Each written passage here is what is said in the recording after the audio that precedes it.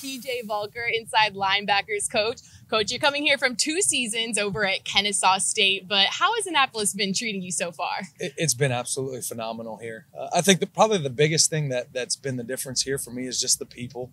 I mean, just everyone in the community, everyone here in the at the Naval Academy is just absolutely phenomenal. Welcome us with open arms. And then obviously Coach Niamatalolo and the rest of the coaching staff. Just when you make a transition, it can be tough, especially on your family. It's easy for us. We go to work every day, you know, and we get to coach football and be around players and things like that. But it's tough on the families and people in my community, people here at the Naval Academy just open their arms for my family coming here up from Georgia. That's awesome. And you've coached at numerous colleges: Teal College, Thomas More College, Indiana State, Georgia State, and Kennesaw State. Pretty long list there, but why did you decide to now make that jump over here to Navy? Well, it was a no-brainer for me. When I got into coaching, there was really 3 things that I was looking for. Was I wanted to make a difference in young people's lives, I wanted a place where I could raise my family, and I wanted a place where football was important. And obviously, the Naval Academy checked all 3 of those. And then selfishly, just being around these young men on a daily basis, they impact my life. And that's really was sort of the thing that tipped the scales for me in terms of making this decision. And then being alongside Brian Newberry, Kevin Downing, guys that I knew, familiar faces that I would see, and then everything that I've heard about Coach Niamatalolo and the staff here, it really, when it came down to it, it was a no-brainer to come here, to be in Annapolis, to come to the Naval Academy, to work with these young men on a daily basis. It's an easy decision.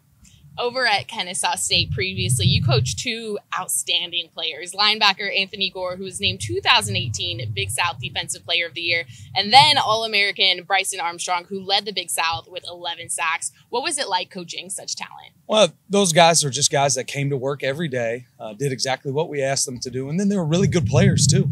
You know, it all starts with the recruiting, and we were able to recruit guys that are smart, guys that are tough, guys that love football. And then when they were out there, they flew around and they were incredibly violent. And then what we do schematically, put those guys in position to make a lot of plays. And then when they had the opportunity, they made them. What players at Navy here are you excited to see perform this season? Well, I'm excited about all of them. I think probably more here than anywhere else I've been is when you coach, you love to be on the field. Like that, you're dying to get on the field every day. And that doesn't change no matter where you're at. But here, walking through the doors and getting a chance to spend time with these guys on a daily basis, it's right up there now. I'm not going to say it's on the field, but it's really close. And we've got a lot of good players. And I don't want to really single anybody out, but when we put 2 guys on the field at Mike and Will linebacker, we're going to give 2 guys out. We're going to put 2 guys out there that are going to make the entire community here proud.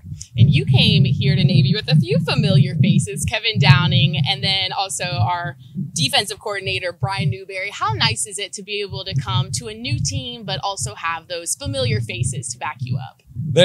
My last job, I didn't. So when I went to Kennesaw State, there was no new faces. There was a lot of anxiety for me on a daily basis. Now, those guys might tell you that they didn't see it, but trust me, it was there.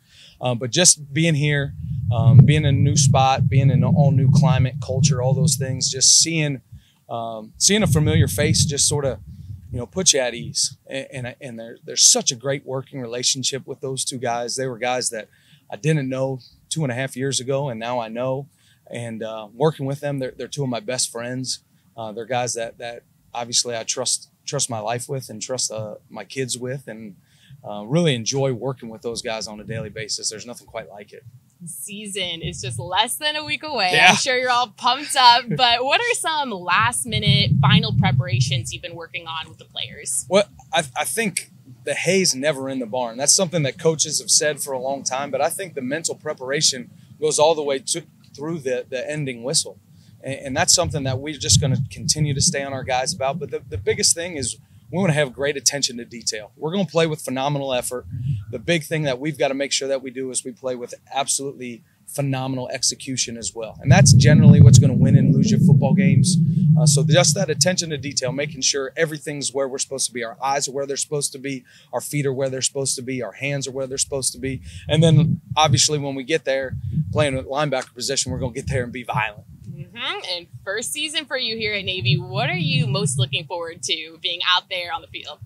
I think probably the biggest thing is coming out of that tunnel and seeing these young men carrying out the American flag, and just the sense of pride that'll probably overwhelm me at that point. But just like anywhere else I've been, you named all those different things. It's still 120 yards. It's still 53 and a third. And we're going to get out there and give people a lot of things that they can be proud about with Navy football. And how strong, just give me a little detail, how strong is the Brotherhood here at Navy?